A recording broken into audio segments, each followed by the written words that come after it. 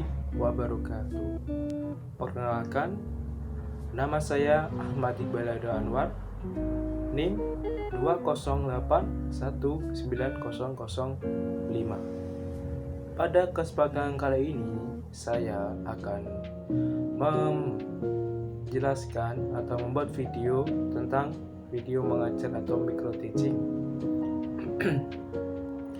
Di micro teaching ini saya untuk memenuhi tugas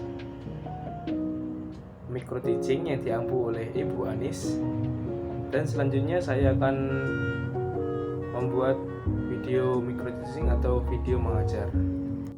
Dan kalau dalam video ini saya masih ada suara motor-motor atau mobil, maaf karena rumah saya dekat dengan jalan raya Ponorogo Madiun, jadi itu membuat suasana tidak sepi, tidak hening, ada suara motor-motornya, mohon maaf. Assalamualaikum warahmatullahi wabarakatuh.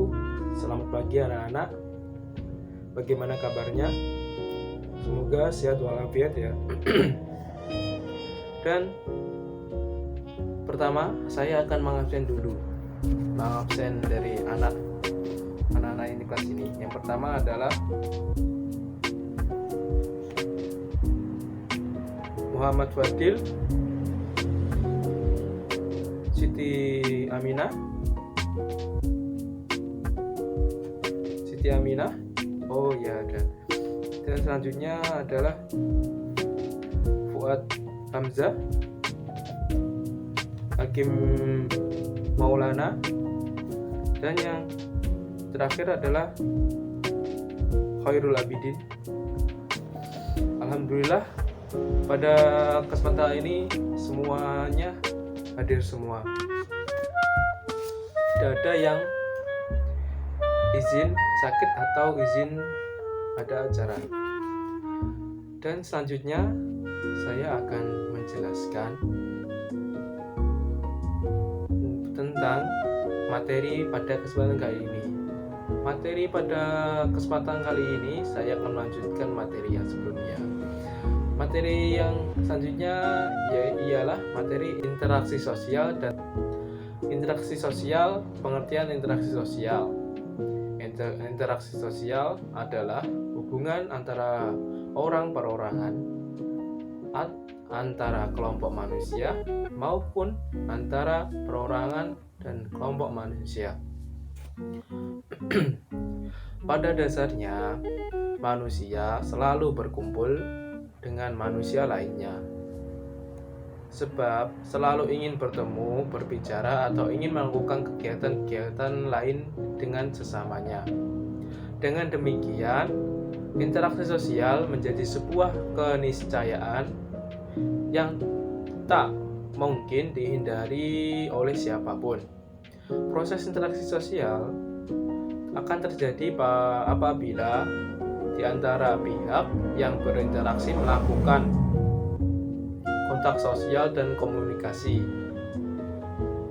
Dan selanjutnya kita akan membahas tentang faktor-faktor berlangsungnya interaksi sosial. Dan yang tadi adalah dapat disimpulkan interaksi sosial adalah interaksi antara satu manusia dengan manusia lainnya, atau antara satu kelompok dengan kelompok lainnya, yang menimbulkan sesuatu kegiatan atau pembicaraan. Itu yang disebut interaksi sosial. Dan faktor-faktor interaksi sosial dapat berlangsung.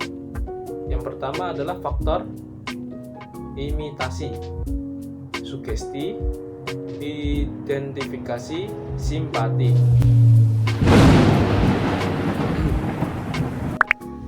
Ya, yang pertama adalah faktor imitasi. Faktor imitasi adalah sikap sosial yang dilakukan untuk mengetahui atau mengikuti gaya hidup seseorang yang ia kagumi atau idolakan, baik itu cara berpakaian, cara berbicara, cara belajar, makan, dan lainnya. Dan masih banyak lagi tentang apapun yang ia kagumi. tentang seseorang yang ia kagumi. Contohnya yaitu seorang ibu mengidolakan, bukan, seorang anak mengidolakan. Contohnya, apabila besok anak-anak adik-adik sudah dewasa, terutama pada seorang yang putri atau perempuan yang mengidolakan, salah satunya itu mengidolakan Maudy Ayunda karena terkenal dengan kepintarannya, karena ia setiap hari selalu update tentang aktivitas belajar. Maka ibu atau adik-adik perempuan yang besok menjadi calon ibu akan menerapkan metode belajar yang seperti diajarkan oleh Maudy Ayunda kepada anak-anaknya besok, dan tujuan agar bisa menjadi seperti idolanya. Ada juga contoh lain imitasi yang negatif, yaitu contoh anak memiliki circle pertemanan yang cenderung nakal. Ketika anak yang berteman dengan orang yang tingkah lakunya mengarah kepada kejahatan atau perbuatan yang tidak baik, maka tidak secara langsung teman lainnya akan mengikuti teman tersebut. Seperti misalnya salah satu temannya merokok, dan teman lainnya pasti lama-kelamaan pasti akan mengikuti gaya merokok juga. Dan faktor yang kedua yaitu faktor sugesti. Faktor sugesti adalah proses sosial di mana seseorang individu memengaruhi orang lain, atau bisa jadi juga seseorang individu yang terpengaruh akibat pengaruh individu lainnya. Contohnya, ketika seseorang mencalonkan jadi penjabat atau ketua kelas, maka ia akan melakukan kampanye atau ketua OSIS, ya. Jadi kampanye dengan menyampaikan visi misinya, apa saja yang ia hendaki ia lakukan ketika menjadi ketika menjadi ketua OSIS nantinya, dan hal lain kepada teman-temannya dalam sekolah. Penyampaian seperti itu yang disebut dengan sugesti atau mempengaruhi agar teman-teman lainnya memilih dia. Contoh lainnya, seseorang siswa yang selama ini malas kemudian mendapat wejangan atau pengarahan atau juga pencerahan dari guru tentang betapa pentingnya menuntut ilmu, maka siswa itu pun berubah menjadi rajin belajar karena terpengaruh akibat wejangan dari guru tersebut. Faktor yang ketiga ialah faktor identifikasi. Identifikasi adalah faktor yang hampir sama dengan imitasi karena sama-sama meniru orang lain, namun bedanya identifikasi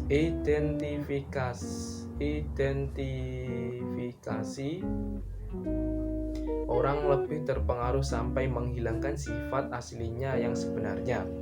Artinya ia meniru gaya idolanya secara keseluruhan, mulai dari kaki hingga ujung rambut, bahkan gaya bicara, sehingga ia terlihat identik sama dengan idolanya. Contohnya seperti anak muda zaman saat ini, khususnya perempuan ya, sebagian besar sangat fanatik dengan idola dunia K-pop, baik itu aktor, artis, boyband maupun girl band. Sebut saja seperti Song Hye Kyo, seorang artis Korea Selatan dengan paras yang sangat menawan, membuat dia bahkan digandrungi oleh anak-anak muda Indonesia akibat terlalu fanatik dengan sang idolanya. Seorang remaja SMA pun meniru gaya bicara sang idola, gaya berpakaian, gaya rambut, bahkan rela melakukan operasi hanya untuk terlihat seperti idolanya. Tak hanya meniru, dari segi fisik, bahkan rela membeli aksesoris yang berkaitan dengan sang artis dengan harga yang tidak murah. Nah, itulah penjelasan mengenai pengertian faktor imitasi sugesti, identifikasi yang mendasari terjadinya interaksi sosial, dan contoh kehidupan masyarakat sehari-hari. Yang keempat, faktor simpati. Faktor simpati adalah sebuah sikap ketertarikan seseorang individu dengan individu lainnya. Ia merasa bahwa dirinya sedang ada posisi tersebut, atau kita merasakan sesuatu yang ia rasakan ketika kita ada di posisi tersebut, dan mampu merasakan perasaan orang lain. Jadi contohnya seperti bencana alam, bencana banjir yang menimpa Kalimantan atau beberapa kota lainnya beberapa waktu lalu. Jadi kita melihat sesuatu ketika teman atau sesama agama kita tertimpa musibah banjir, kita merasakan apa yang dia rasakan.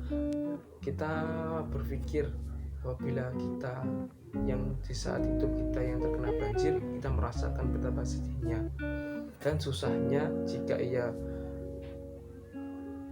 ingin merasakan sesuatu yang ia rasakan.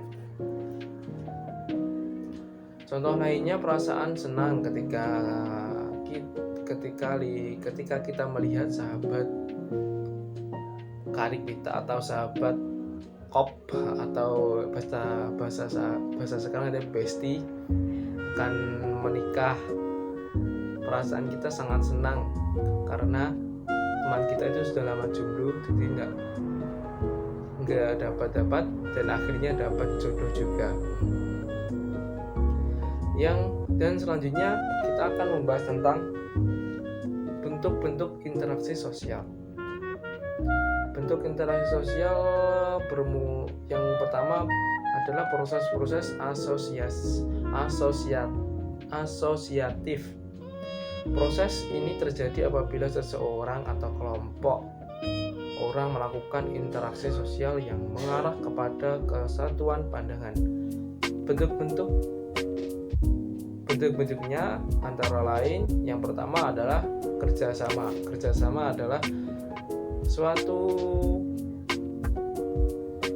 suatu pekerjaan yang saling membantu, saling satu sama lain yang ingin mewujudkan satu tujuan, seperti kita gotong royong membutuhkan kerjasama untuk membersihkan lingkungan sekolah. Jadi kita ingin membantu satu sama lain untuk menyelesaikan satu tujuan yang sama. Dan yang kedua adalah akomodasi.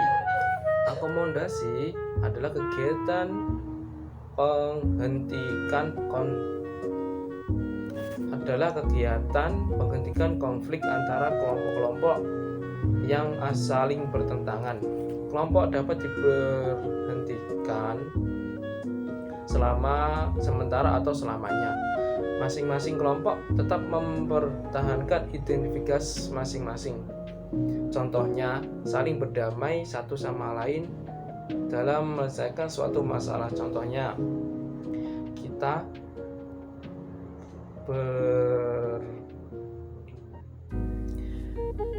kita bertingkai atau bahasa Jawanya tukaran dengan satu sama lain. Terus salah satu teman kita menengahi agar kita saling memaafkan dan berdamai, walaupun kita tidak tahu satu sama lain masih menyimpan rasa kesal atau tidak terima, tapi kita saling memaafkan walaupun di hati atau di pikiran kita masih tidak terima. Yang selanjutnya adalah asimilasi. Asimilasi adalah Pembaharuan satu kebudayaan yang disertai dengan hilangnya ciri khas kebudayaan asli sehingga membentuk kebudayaan baru. Asimilasi muncul apabila ada golongan masyarakat dengan latar belakang budaya yang berbeda bergaul langsung secara intensif dengan waktu yang lama. Contohnya, perubahan gaya berpakaian saat ini yang mengikuti tren-tren K-pop atau negara barat. Jadi seperti budaya-budaya yang pakai rock mini itu kan dari barat semua. Jadi itu ada juga gaya rambut yang dicat warna-warni itu kan dari K-pop, atau potong rambut yang buat rambutnya disisir kelapa tengah gitu. Dan yang selanjutnya adalah proses yang disosiatif. Proses ini adalah apabila seseorang atau sekelompok orang melakukan interaksi sosial yang mengarah kepada konflik dan keterangan solidaritas. Bentuk-bentuk disosiatif ini ada 3 antara lain. Yang pertama adalah kompetisi atau persaingan. Kompetisi atau persaingan adalah kata kerja intrative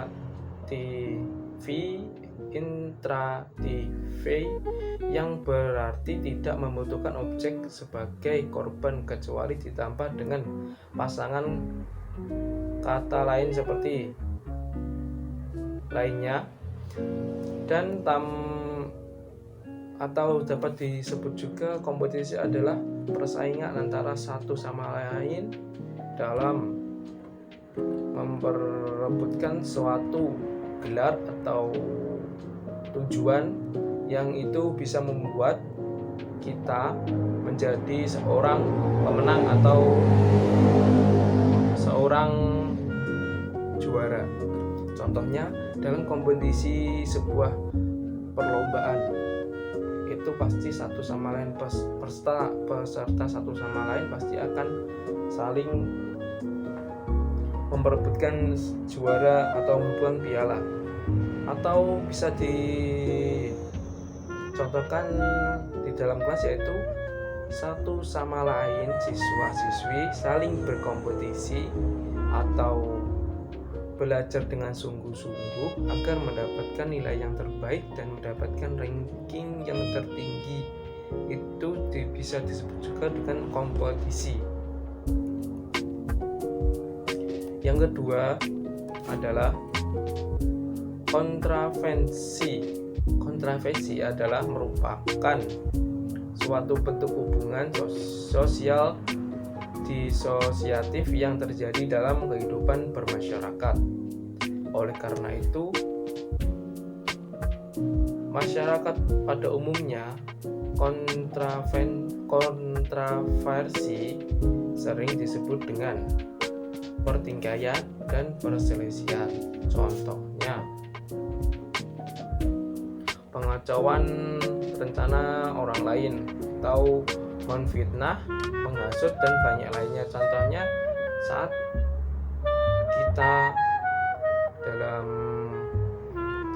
kita melihat seorang melakukan pekerjaan agar kerjaannya cepat selesai, kita mengganggu pekerjaannya itu agar pekerjaan itu selesai, dan itu akan menyebabkan pertikaian atau perselisihan antara satu sama lain. Yang contohnya bisa disebut juga dengan kita mencari masalah dengan orang lain, ya. Yang kedua ada pertentang atau konflik. Konflik ini hampir sama dengan yang sebelumnya, yaitu kontravensi.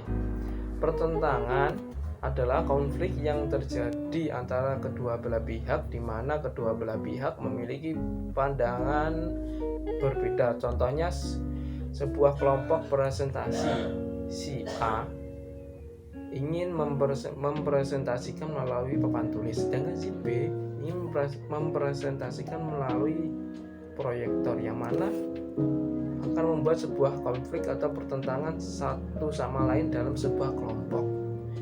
Itu disebut dengan konflik. Dan antara interaksi pasti akan adanya konflik tersebut. Jadi dalam sebuah interaksi sosial pasti ada permasalahan yang akan terjadi, sebab di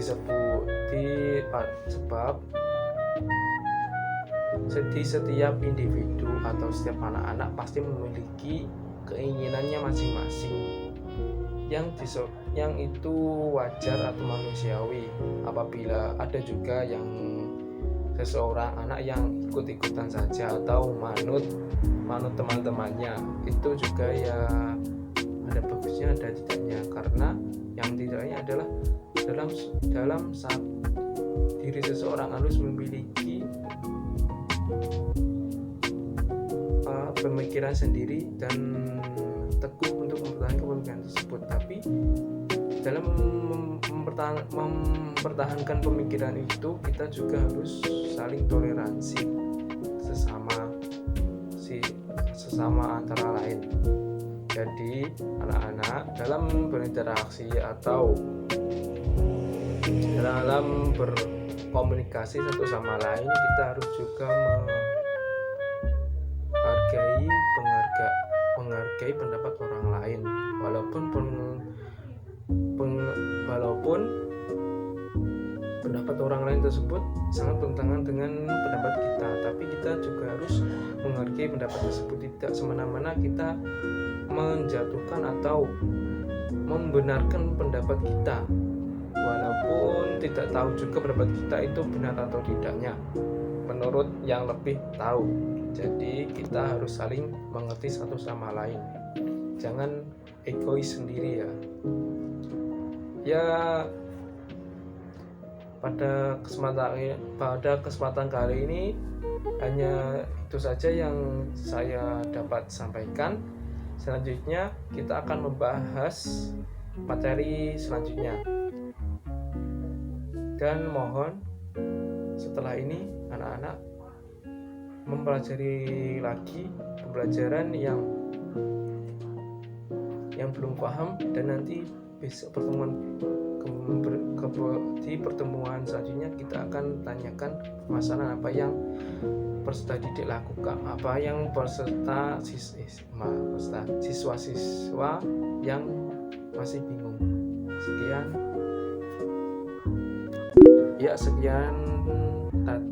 demikian tadi presentasi pengajar dari saya. Saya merasa masih banyak kurangnya, jadi mohon maaf. Sekian, wassalamualaikum warahmatullahi wabarakatuh.